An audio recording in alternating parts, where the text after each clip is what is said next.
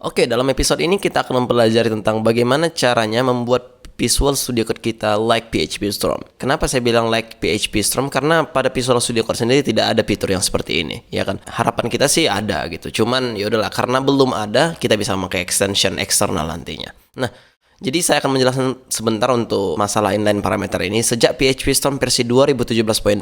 Jadi ada di sini inline parameter yang sangat luar biasa membantu.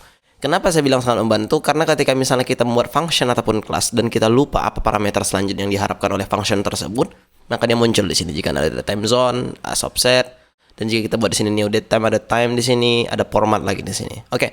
Nah, sebenarnya ini kan bukan kita tulis, tapi dia muncul sendiri. Nah, ketika misalnya kita menggunakan Visual Studio Code, sebenarnya hal ini ada, namun tidak inline, yang adalah pop up. Coba kita lihat.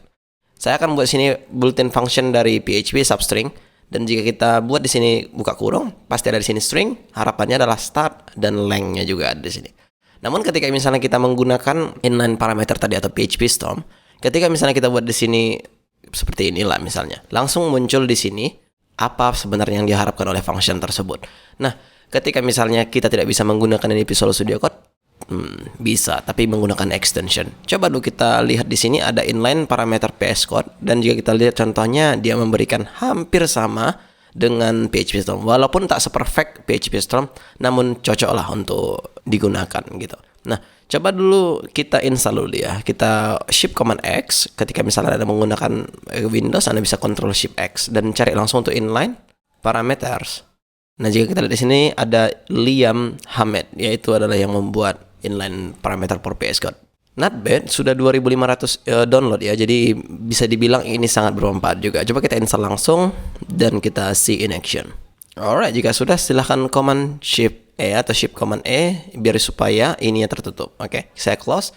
Dan jika Anda lihat suddenly yang tadinya ini tidak ada sekarang sudah ada, ya kan? Seperti misalnya Anda menggunakan root, ya kan? Root get kita buat di sini seperti ini, maka dia langsung mengira bahwa ini adalah URL dan ini adalah action. By the way, saya menggunakan Laravel di sini biar supaya Anda paham bahwa ini juga berguna untuk Laravel. Dan ketika misalnya VS Code Anda mungkin tidak melakukan instalasi PHP IntelliPeasant, saya ragu ini bisa. Jadi pastikan Anda sudah menginstal yang namanya PHP IntelliPeasant ya. Jika saya buat di sini PHP IntelliPeasant yang sudah saya install, maka ada di sini PHP Installation. Package ini selain itu gunanya ya banyak ya kan. Saya juga sudah menjelaskan di sebelumnya dan ini sangat luar biasa. Jadi pastikan PHP IntelliPeasant Anda ada. Kemudian ketika misalnya sudah, baru install yang namanya inline parameter for VS Code. Ya, kenapa saya buat video ini hanya karena waktu itu saya pernah membuat tutorial menggunakan PHP Storm dan dipikirnya saya menggunakan Visual Studio Code. Jadi dia bertanya kepada saya kok bisa kayak gitu ya kan. Nah, inilah caranya sebenarnya. Kalau Anda ingin menggunakan Visual Studio Code tapi feel-nya seperti menggunakan PHP Storm. Alright, that's it for this lesson. I see you then.